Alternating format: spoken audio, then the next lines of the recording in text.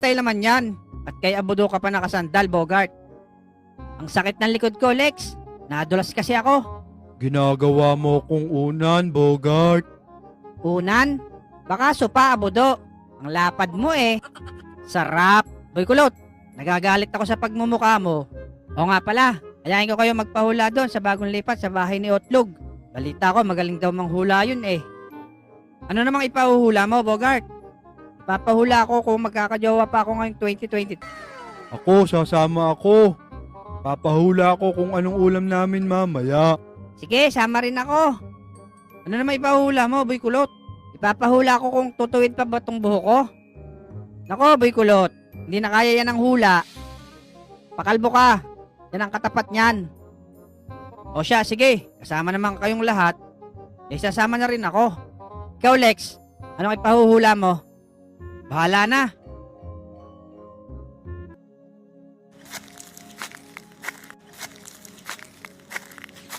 Tao po, tao po.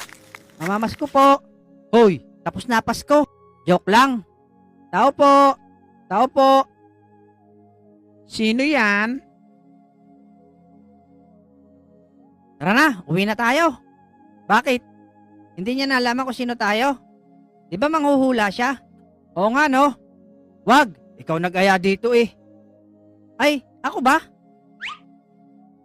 Ano yon mga tutoy?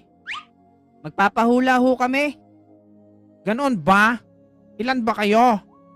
Tingnan mo, di na naman nahulaan. Fake ata talaga to eh.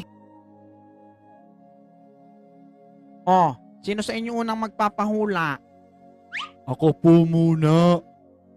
Ano pong ulam namin bukas maghapon?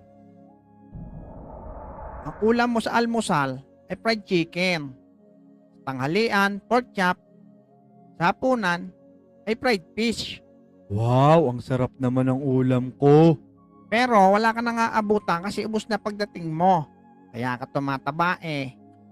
Ako naman, tabatchoy. May pag-asa pa po bang ma-straight yung buhok ko? Meron pa. Pero kailangan mo magpakalbo. At tutubo yan ng tuwid. Hindi ka na si Boy Kulot. Ikaw na si Boy Panot. Next. Itatanong ko lang po kung makaka 1 million subscriber ba ako at followers. Oo naman, tiwala lang. Lalo na kapag pinalo ka at nag-sub. Yung mga nanonood ngayon. Salamat po. Yun lang sa'yo, Lex. Oo.